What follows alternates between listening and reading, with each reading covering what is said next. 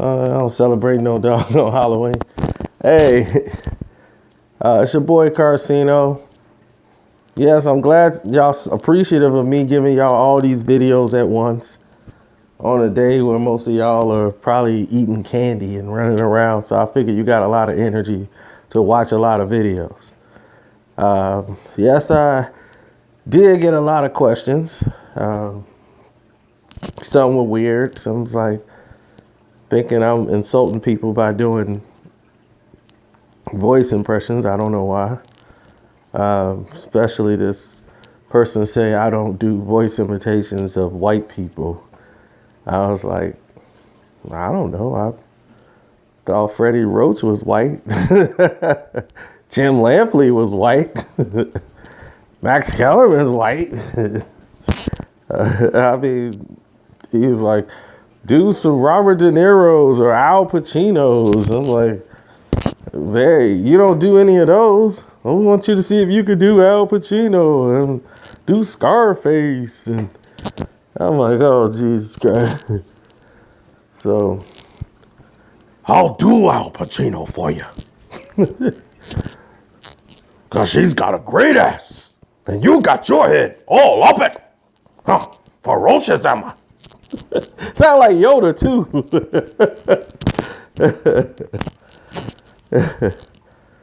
You know, when I think of a woman's ass, something comes out of me. I don't know.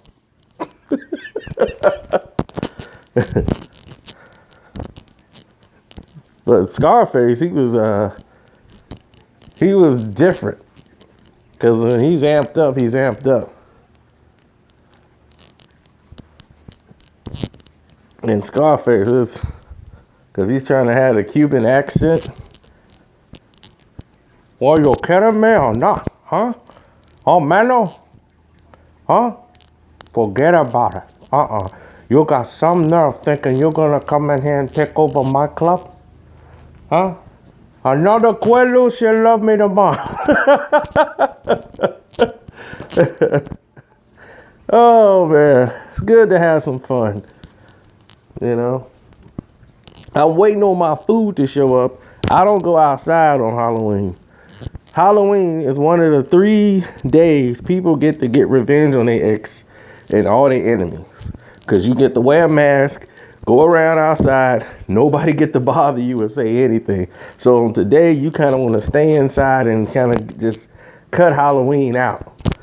You want to get to where you got to get to and get back in the crib right away. Because people be like, I'm going to get him on Halloween. Run up on him real smooth.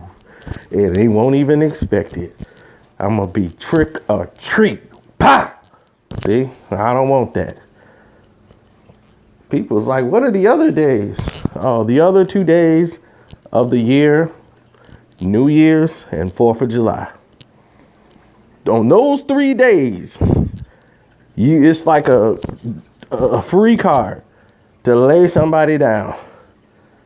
Fireworks going off. Oh, them just fireworks.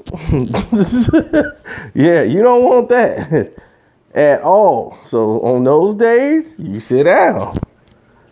It's going to be New Year's in the house. Be like, New Year's? What you doing this New Year's? I'm going to be in the house. What you doing on the 4th? Oh, the 4th of July? I'm going to be in the house. Why? Because they shooting. That's why. Now, it doesn't take this long to deliver food. So somebody also asked me too to address Mike Tyson and Michael Jordan. Oh yeah, I will address that because I really saw it. I know where it took place. I know everything. I was around the corner. It was my birthday. I was supposed to meet them. It was my birthday. I know the year, the day, everything. Richard Dent, you crazy. Because it's Richard, me and Richard Dent had the same birthday, and it was Richard Dent's birthday party. And it was at the Big Cahoon. Wait a minute, I'm doing that already. I'm messing up. I'm about to get a whole story away right now. But When I do the story, I'm gonna give you the complete version because you know we know everything. Ain't nothing that went under the sun that we didn't know here in the city. If you was around that area, cause see the place was in Algonquin. It was on Algonquin. It's not in Algonquin. It was on Algonquin Road. So it's one that says Mount Prospect. It was at Walter Clayton's restaurant, the Big Kahuna, not 34s. It was the Big Kahuna. See, I know what I'm talking about. Let me go to the questions because y'all did have a few.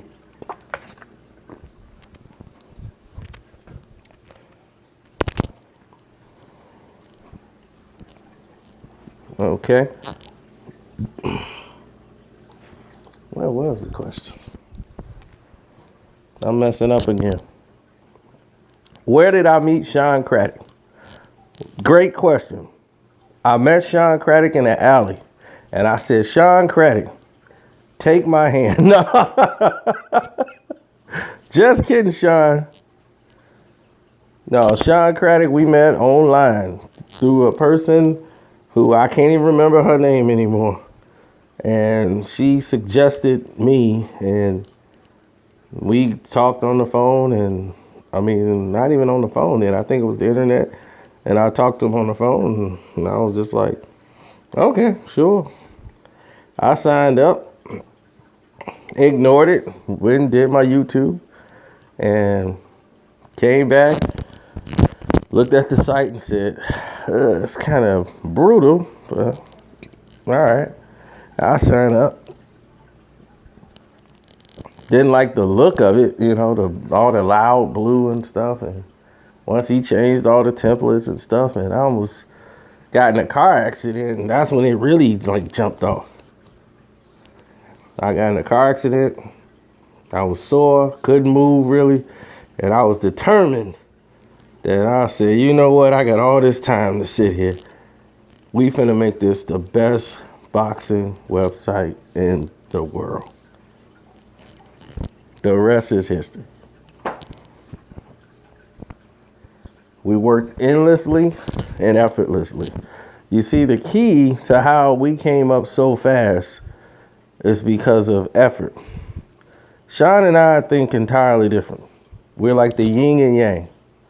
Shawn thing is there's got to be a code or a bot or a shortcut to cut this time in half. Me, my philosophy is roll my sleeves up, roll my pants leg up. We got to get in there and get to work. And if it takes 13,000 hours to get it done, we got to start to get it done. And yes, it's tedious, but necessary. And people don't do that anymore. They shied away from the work. Anybody who knew me on YouTube knows one thing, that I was putting out consistent videos for the past 6-7 years. Consistent. And once they saw me, they's like, I know this guy. I had other channels. I had everything. I was all over the place. Eastside Boxing was a graveyard until I showed up. Ask anybody from Eastside Boxing Forum who Karceno is. I chose Eastside Boxing Forum to be an outlet. And I said, everybody in here don't know what the hell they talking about. Let me come in here and give them the truth and see how they handle it. And I'm going to sit there and talk to every last one of these fans so that they can hear the truth. We, as a boxing website all together, we went ahead and waged war with some of the best, and I do mean the best, websites. If you weren't doing your job, we attacked you. If you was doing something wrong, we let you know about it. We had no favoritism. We had no agendas. We didn't belong to anybody. There was no payola on this side. Nobody paid us to do anything. We were free of all the garbage that was going on in the sport. So we were free to tell you exactly what was going on. And if you didn't like it, that was too bad. So we was the perfect outlet at the time, because everybody else was following agendas because they had to. It was part of their business. They didn't want to lose money. They didn't want to lose connections. They had to toe the line. So that let us be the junkyard dogs and change the game. Everyone, and what I did was see what the problem really was. And the problem with all the websites is they were dictating to you what the news should be, or what the topic was, or what was boxing news. They didn't care about what the person had to say. So when we had Boxing Socialists, we said, you come along, you tell us how you feel. Write your own article. Post it on the site. We'll put it up next to ours. Now you're a part of it. You want your favorite fighter profile? Come over here and write about him. You got a fighter in your town that want to get some attention for him? Come write about him. Come retweet it. Put it out on the page. You be the person to do it. Take responsibility. You do it. Create a profile. We've had fighters come on there and make profiles and promote themselves through the website. It was open. It's free. We put out an app. We paid for it. We said we're not even going to let it. We could have charged y'all 99 cents. We said, no, let us pay for it. We'll pay that 99 cents just so they can have it. So they can get updated boxing news right from their phone from an app. And it was simple. Who didn't want that? You know, it's all these different concepts. You know, it's not all my ideas. It's some of it Shawn. Like about 2 of them is Shawn's and the rest of mine. And we don't agree on everything. But we definitely put in a lot of work. And I was proud of what the website had become. At such short time, it was definitely the fastest growing of all time before we started getting attention, especially when Floyd did some interviews with us and retweeted our stuff. Then things got heavy. That right there gave us a place at the table, and they wasn't ready for that. Now, everybody thought I was going to some Halloween party today, so this girl's mad at me, but told her I don't do Halloween. And tomorrow I got football. Got money on the line. And I got my Netflix. I'm good. So I'm going to sit here. We'll get caught up on my shows. Shawn, I'm watching Flash too. I watched what they did to Gorilla Grodd, and I'm not too happy about that. But we'll talk about that later. Let's talk about what a lot of people want to know. I get it every day about at least 20 times. How do I know everything about hip hop and all these stories? Well, this is what you wanted to hear. So if you didn't stay in tune for this 40 some minutes, get ready. For those who patiently stayed tuned, you want to know how I know all these things. Let's go to the start. How many of you guys ever heard of the show All That on Nickelodeon when you were a kid? Or better yet, you heard Good Burger or seen Good Burger? Kenan and Kel. Okay? One of the guys that may be listening to this video right here, Data, what's up, is part of the group Aftermath, which is Kel Mitchell, Data, who I just mentioned, and my cousin Straw. They all grew up together. They were the same age. I was older than Kel. Kel lived around the corner from me. He's from Chicago. So there was no all that at the time. Imagine, no all that. Nickelodeon is just starting the show. Kel entered the talent show. He didn't win, but when Brian Robbins was there and said, I'm coming out with a new show in Orlando. It's called All That. I want you to audition for it. You got to come to Orlando. And the rest is history. TLC produced the show. Every week they had a rap guest on the show. My cousin is part of the group. Kel becomes one of the most famous kid stars of all time. My cousin's meeting all these connections. I'm getting able to go and meet all these different people because of that. It opened up a lot of doors and a lot of opportunities for me just because I knew Kel. So you have the music, you have the entertainers, the actors, access to parties, certain people that we know still to this day, Nick Cannon, Mac. All these connections came from just knowing Kel, who lived around the corner, who they used to use my stereo equipment making songs when I go to work. I saw the pictures and I seen y'all in the basement. I'm like, wait a minute, when did this happen? Why is Stro wearing my shirt? But that's good. It's all old school, old days, old times. But Kel was a musician first, breakdancing, hip hop. That was his thing. And he was serious about it. And he put out a music video. It's on Universal for it's called Mystery Man. And they got a music video. It's on YouTube. You'll see my cousin is in the yellow. Data is in the green, and Kel's wearing red padded leather suits. They look like the Locks when they did the video. The Locks in the shiny suits.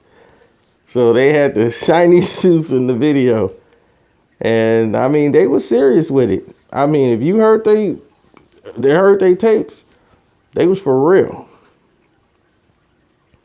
But by meeting certain people in the business, you start to see how it works.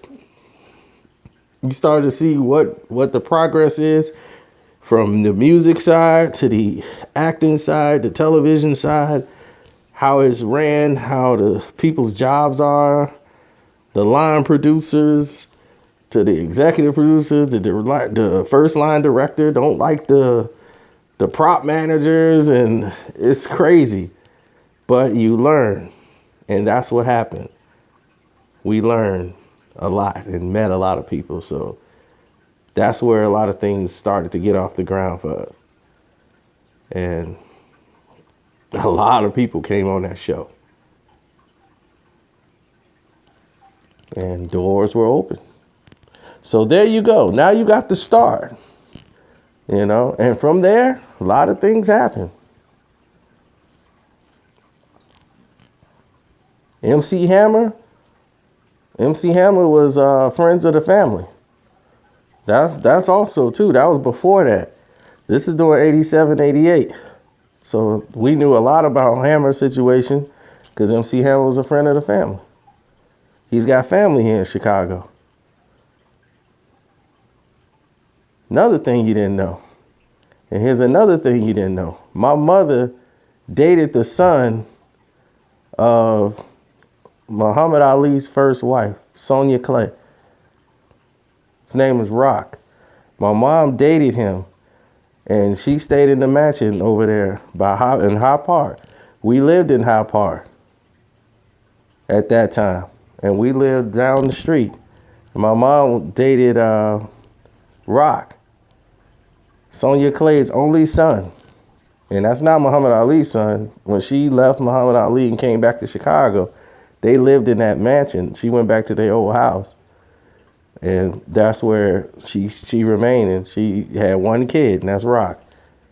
And she recently passed away. But I watched Roberto Duran versus Thomas Hearns in Muhammad Ali's first wife's house. We watched that fight together All of us sitting there. She kept up with boxing. She has all these memorabilia from boxing. It was just sitting there collecting dust. She just had it was like a museum in there. So, something else you didn't know. See, back then, the pay-per-view wasn't like it was now. In Chicago, you had 2 ways of getting cable back in the early 80s. And a lot of y'all like, what? It was on TV and Spectrum. Those were the only 2 systems there was. And they only had 2 or 3 channels. One that showed movies, one show, they always showed Conan the Barbarian. That stayed on there. Conan the Barbarian. So it was like the Conan Barbarian channel. One for after hours. They gotta have that. And then the pay-per-view. That was it. That was what on TV was. They had one station for movies. The other one was for late nights. And then the other one's for pay-per-view. Spectrum, you think they gave you a little bit more of an option. You had 2 channels for movies and stuff. But they had a different variety. A lot of B movies that you liked. So they was like the movie channel. But it was, those were where you would use to get the fight. And then, of course, VHS and Beta. And, of course, Rock was the only person I know who had a Beta system and thought they was on top of the world. Yeah, I ain't got a VCR. I got Beta. And he was a 3rd-degree black belt. He didn't box. He was a martial artist. He looked like Prince. I kid you not. Looked like Prince, dressed like Prince, but it was a 3rd-degree black belt. Taught me a lot of martial arts. I know a lot to this day. So, I still remember. Muscle memory is something else. So, if you want to rush me, run up on me with your hands and want to fight, not a good idea. So, what's next on the menu? What was y'all other question y'all wanted to know? Y'all crazy. They was tell me some more hood stories with the hood rats.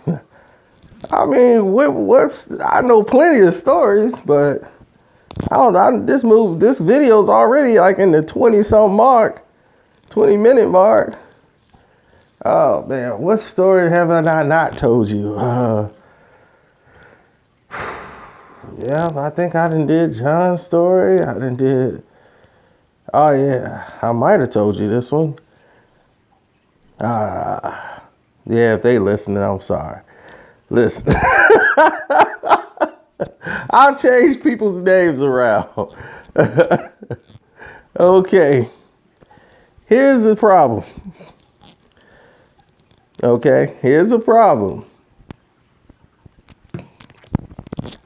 Now, this guy's dating this redhead, right?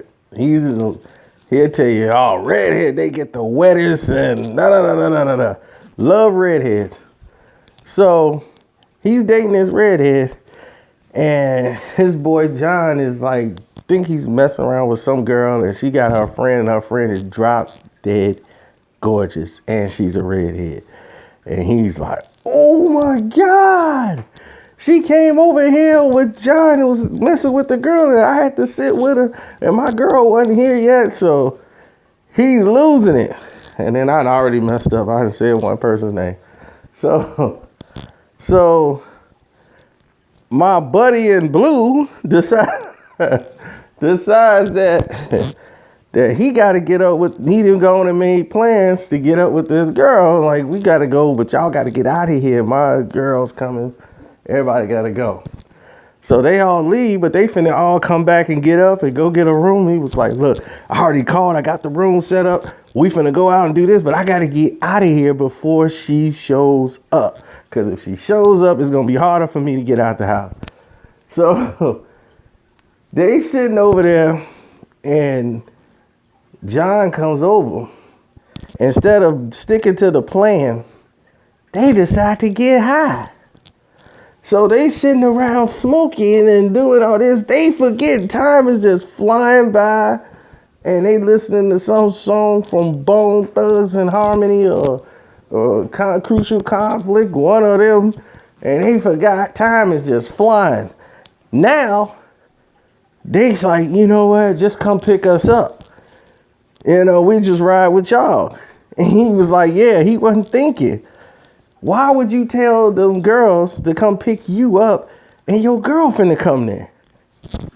See, drugs is powerful. They make people do stupid things. So they sitting there waiting for the girls to come pick them up instead of just driving off. Getting out the house was the main thing. They got away from that. So him and John just sitting there chilling and high. And next thing you know, his girl's outside. She ringing the bell. He's like, oh God, I can't open the door. I'm dead. Good thing the lights and stuff is off. Don't say nothing. Then she'll go away. So she calling his phone and texting him, and he got it on silence. Like, she's like, where are you? You not home? I see John's car and everything else. Why are you not answering the door? And he's like, he texting her like, I'm not at home. I'm gone. I'm way somewhere else. So that she would get in the car and leave. So she gets in the car. She's getting ready to leave. So he was like, good. Him and John is on the floor crawling. Then they get up, hit the door, and they just giggling and laughing and like it's a game. They get in the car, they get in the back seat, they just open the back seat of the door because they texting the girls, we on our way out. And then they get in the car, they laughing, they in the back seat. He got in the car of his girlfriend. They behind them. The cars they supposed to get in is behind them. The girl actually had like the same type of truck. They both was in like SUVs. He didn't even realize it. He in the back seat of the girl car. She was like, oh, there y'all go. He was like, oh, no. The girls are behind him. Oh, if you listen to this video, man, I'm sorry. I just thought that was the stupidest thing a human being could do. And then you would think he would just say, you know what, let's just drive off. We done made a mistake. No, he was like, oh no, I'm in the wrong car. I got to get in the car with them. She was like, who are them? Where you going? He's like, oh, these some friends. I got to go to this party. Go home. I'm going to talk to you later.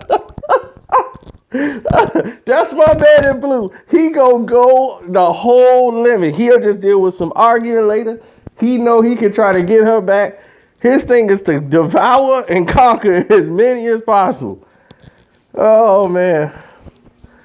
Oh, God. That was a funny night. Funny night. And a lot of stuff happened after that, but this video going way too long. I got to get out of here because the delivery man ain't showing up yet. It's almost 30 minutes. I've been making this video 30 minutes. I should be getting some money back or something. Where's my lightsaber?